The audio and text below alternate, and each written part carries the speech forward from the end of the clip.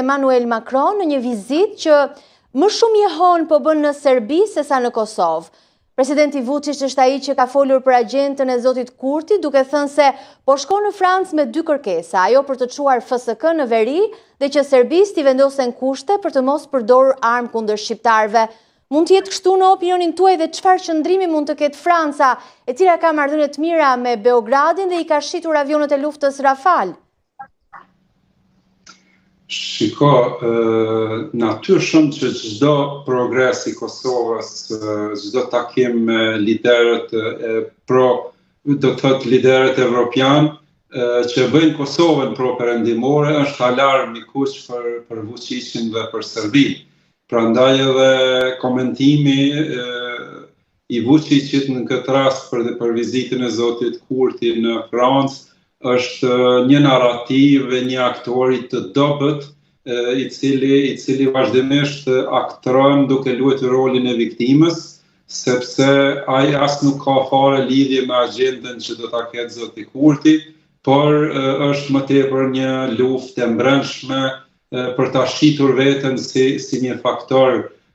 i fuqishëm në rajon që i ka njerëz të vet gjithandej, siç potencoj ai. I kam njerëz të më afër në rrethin e Kurtit, sepse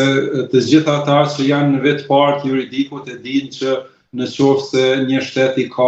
njerëzit e saj në rrethe të rëndësishme, atëherë ajo nuk bëhet publike nga presidenti i shtetit. Pra kjo është një lojë e tij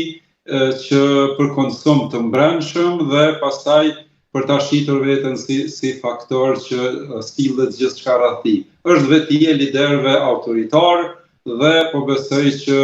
edhe nga vlimet e brendshme studentët protestat është lëkundur karrika dhe tani më duke luajtur rolin e viktimës sulmon aleancën normale mbrojtëse në mes Kosovës, Shqipërisë dhe Kroacisë, që është një aleancë në pajtim me rregullat dhe standardet normale të vendeve që janë fqin, e që 2 nga to janë edhe anëtarët NATO-s, pra nuk është asgjë msheft, dhe mbi të gjitha kjo aleancë është një aleancë mbrojtëse, siç është edhe natyra e vetë aleancës NATO, prandaj nuk ka asnjë rrezik nga Kosova e as Shqipëria e Kroacia për Serbinë, por po përdoret për konsum më shumë brendshëm politik dhe për ta ngjallur ndoshta një lojë destabilizuese në Kosovë, për ta sulmuar kryeministrin e Kosovës, për ta nxitur ndoshta ndonjë sulm opozitar ndaj kryeministrit Kurti. Pra bën shumë kalkulime Vučići si një aktor, por fatmirësisht është aktor i dobët dhe nuk do të ecën pavarësisht pretendimeve të tij për atë botën e madhe serbe. Unë po besoj që është në fundin e tij politik. Pra ju po thoni që qëllimet që ka parashtruar zoti Vučić për zhvillimin e kësaj vizite nuk qëndrojnë, atëre cila mendoni se është arsyeja ose cilat çështje do të jenë në tryezë gjatë takimit mes Kurtit dhe presidentit Macron?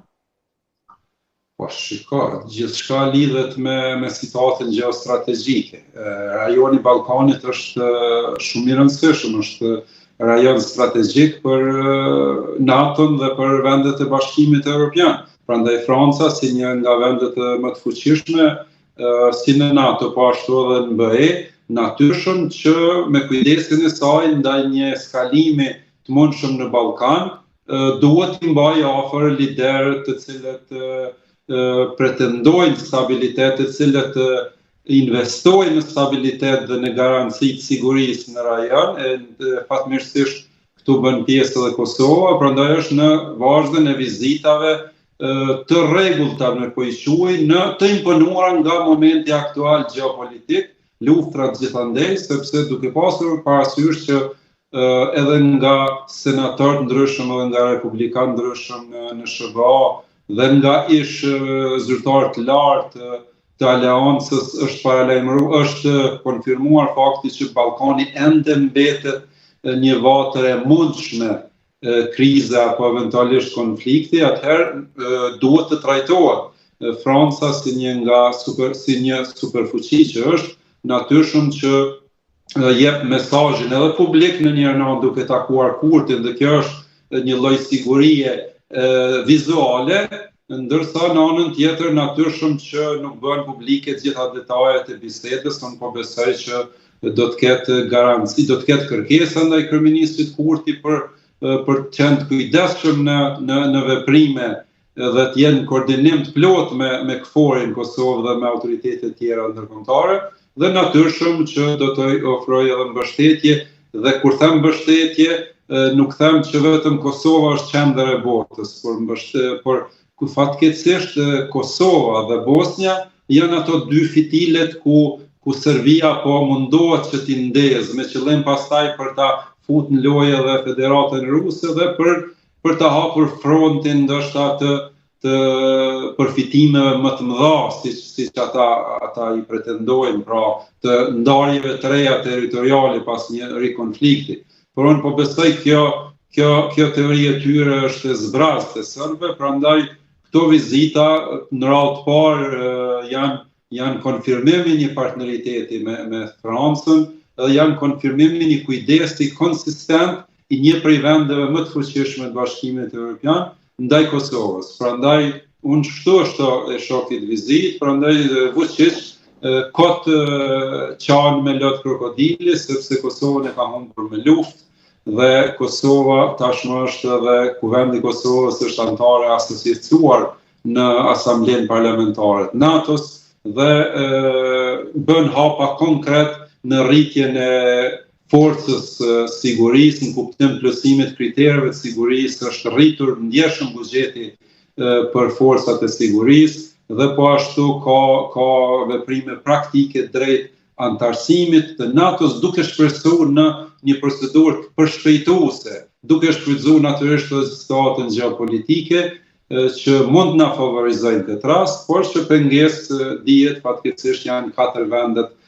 mosnjose që janë anëtarë të NATO-s, por si duket, po mendoj është e mundshme që të ketë një proces përshpejtues të antarësimit të vendeve të paktën të Kosovës dhe Bosnjës, dhe pastaj do të ketë, po besoj, një validim të sigurisë në këtë pjesë të Ballkanit, sepse nuk është thjesht që Ballkani mund përfshihet në luftra apo kriza, ndezja një konflikti apo luftë në Ballkan do të bëj që të ketë rol edhe ose të sulmohen më saktë vendet e NATO, sepse edhe Shqipëria disa herë është shprehur që sulmi ndaj Kosovës nuk do të jetë as i thjesht, nuk do të sinqerisht Shqipëria nuk mund të jetë neutrale ndaj një sulmi të tillë. Prandaj interesimi një vendi të NATO-s ndaj kësaj situate dhe eventualisht çfarë duhet bëj Shqipëria në opinionin tuaj? Shqipëria duhet të vazhdojë kryesisht në arenën diplomatike të forcojë rolin e Kosovës, edhe aty ku fatkeqësisht Kosova nuk ka zë për shkak të arsyeve politike, për shkak numrit shteteve mosnjose, për shkak të pengimit të antarësimit në organizata ndërkombëtare, aty ku ka zë Shqipëria duhet konsiderohet që është zë dhe i Kosovës, pra ta luaj diplomacinë në vend të Kosovës, sepse është në interes jo vetëm të Shqipërisë dhe Kosovës, është në interes të paqes dhe stabilitetit në krejt rajonin e Ballkanit. Pra të bëj atë që mundet ta bëj, sepse nuk është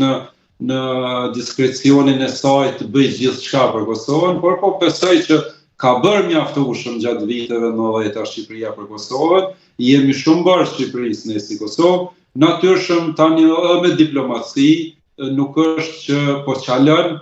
ka hapa pozitiv, siç ka dhe gabime strategjike të zotit Rama ndonjëherë në raport me Kosovën, siç janë rastet kur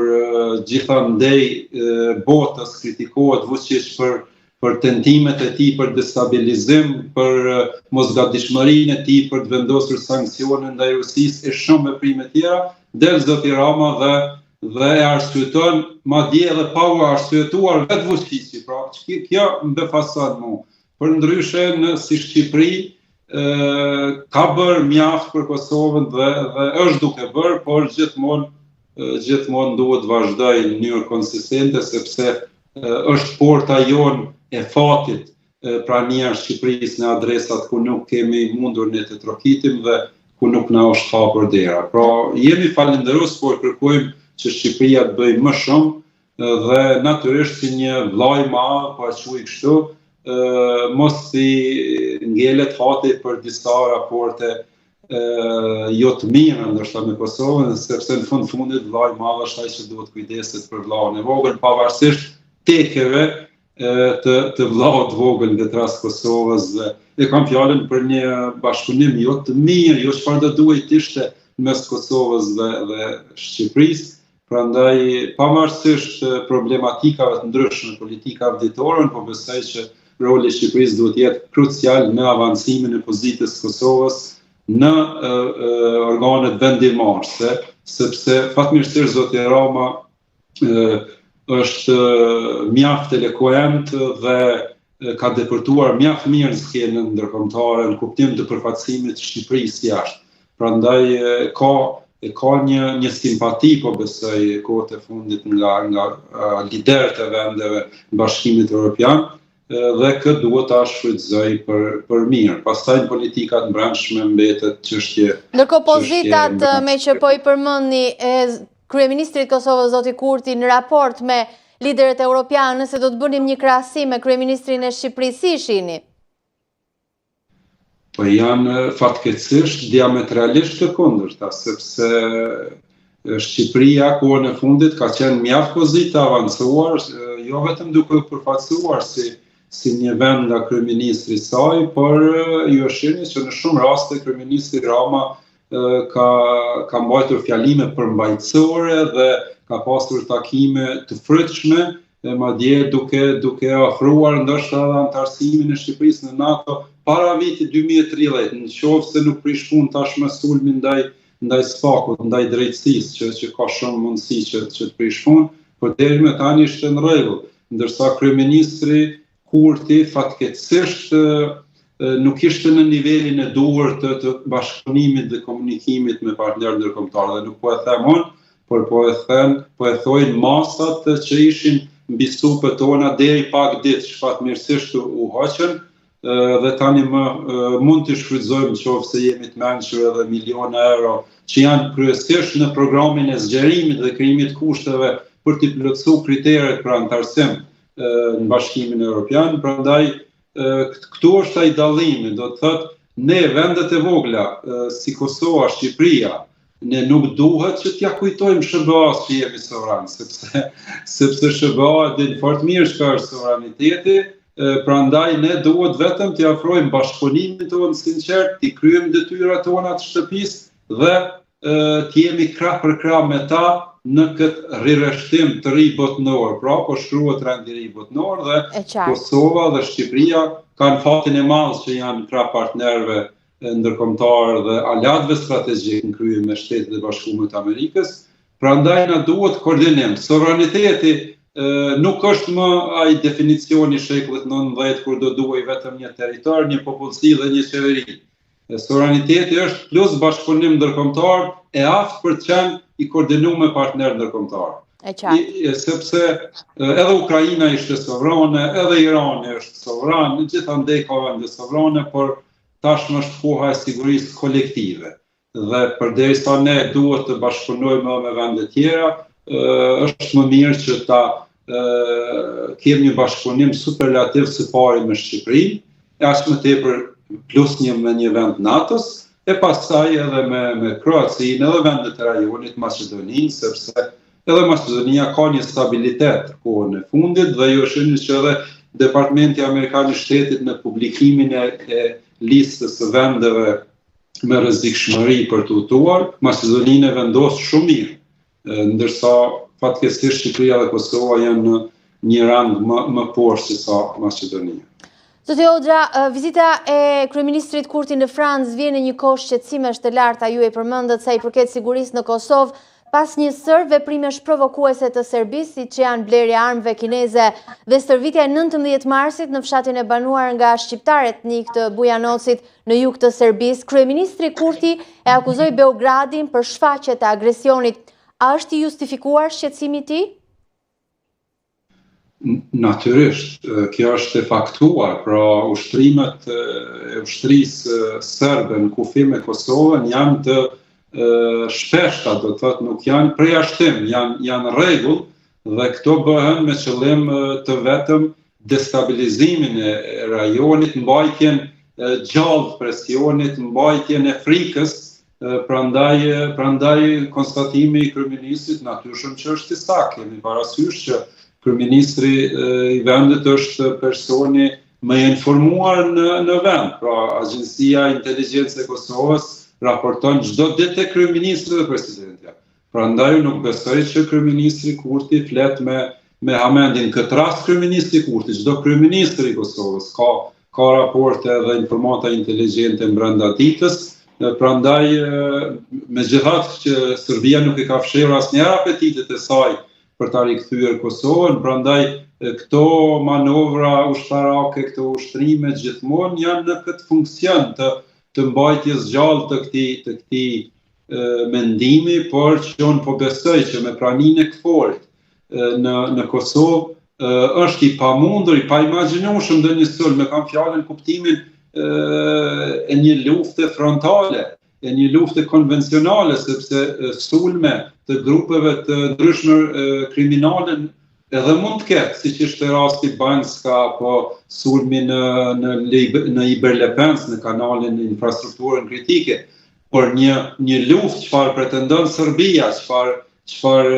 pretendon që ta rikthej territorin, ajo është teori e vdekur. Prandaj edhe me inat ndoshta Vučići përmend që një prej pikave bisedimeve të Kurtit me presidentin francez do të jetë tërheqja e KFOR-it. Pra, me çfarë dinakrie shtron këtë tezë, por thot nuk besoj që presidenti do ta ndëgjoj, sepse edhe Vučići din që KFOR-i do të qëndrojë këtu, dhe jo që nuk do të kërkon kryeministri Kurti, e asnjë qytetar normal i Kosovës tërheqjen e KFOR-it, por ne jemi të lumtur dhe kemi kërkuar. Por a mund të kërkoj ai futjen e FSK-s në veri në vazhdën e zhvillimeve të fundit dhe retorikës përshkallëzuese të Serbisë? A do të bënte sens një kërkesë e tillë? Po shiko, kjo çështje është e rregulluar. FSK mund të shkojë në veri, por duhet një koordinim paraprak me KFOR-in, sepse KFOR-i është përgjegjës për sigurinë në Kosovë dhe sidomos në atë pjesë vendit e patrullon gjithë kufirin 400 kilometra toksor vjen në gjelbër me Serbinë, dhe është një marrëveshje shkruar mes Kosovës, qeverisë Kosovës dhe KFOR-it, që FSK mund të shkojë atje, por duhet një veprim dhe një koordinim paraprak me KFOR-in. Prandaj mund të shtrohet si temë, pse jo? Mirë po, policia e Kosovës është reaguesi i parë në atë pjesë, pastaj vinë aktorë tjerë siç janë EULEX-i dhe KFOR-i. Si temë nuk përjashtohet që të mirë, po jo në kuptim të sulmit, sepse Vučić e thot në kontekst të armatosjes të militarizimit të asaj pjesë gjoja me FSK-n dhe e hudh në anën e asaj që pretendimet gjoja janë për sulm ndaj komunitetit serb, gjë që nuk është e vërtetë. Kurti mund të kërkojë praninë e forcave të sigurisë atje, por në siguri gjithë qytetarëve, në radhë të parë shumicës që banojnë atje, dhe dihet që shumica e qytetarëve serb, qytetarëve në rajonin e Veriut të Mitrovicës janë qytetarë serb. Prandaj si FSK-ja, si policia, si EULEX-i, si KFOR-i janë përkushtuar për të siguruar jetën e çdo qytetari dhe pronën e tyre, pavarësisht komunitetit, pavarësisht besimit fetar dhe pavarësisht dallimeve tjera racore. Dhe këto janë manovra, po them, politike dhe narrativa false të një presidenti autoritar i cili po i shembët dhe jo nën këmbë. Po çfarë synimesh ka zoti Vučić, zoti Hoxha, me këtë retorik përshkallëzuese, sepse po e dëgjojmë vazhdimisht të dalë në deklarata publike duke sulmuar jo vetëm Kosovën, por edhe Shqipërinë dhe Kroacinë për këtë aleancën ushtarake, dhe së fundmi e ka quajtur si një aleancë agresive me synimin